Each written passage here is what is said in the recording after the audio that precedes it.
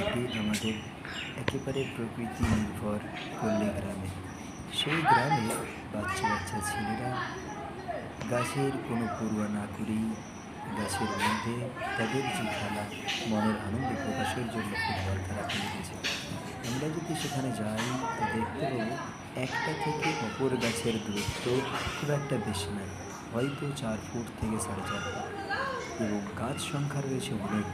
হয়তো দুজন দুই গাছের মিডিলে ভালোভাবে খেলা যাবে না, পাস করা যাবে না। সেই গাছের মধ্যেই বাচ্চা বাচ্চা ছেলেরা এত সুন্দর ফুটবল খেলছে, তাই না? আমাকে মেরে দিই না।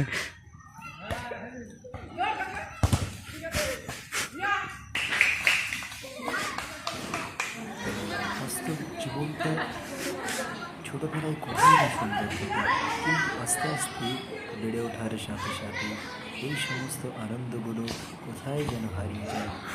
কোনো চিন্তা নাই, কোনো টেনশন নাই, শুধু আনন্দে ভরা জীবন।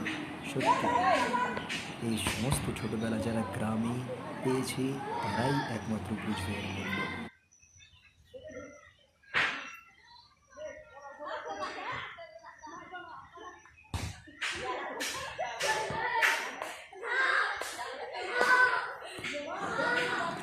বাস্তবে কিছু বলতে গেলে সেটা হচ্ছে যে ফুটবল খেলাটা ছোটোবেলায় এমনভাবে আমাদের সঙ্গে জড়িয়ে থাকে, যারা আমরা সাধারণত গ্রামে থাকি। খুব আনন্দকর জিনিস, সব ছোটো ছোটো বন্ধুদের সঙ্গে ফুটবল খেলা, দুপুর সকাল সন্ধ্যা যে কোনো সময়, কাদা মাটি ইট পাথর রাস্তা সব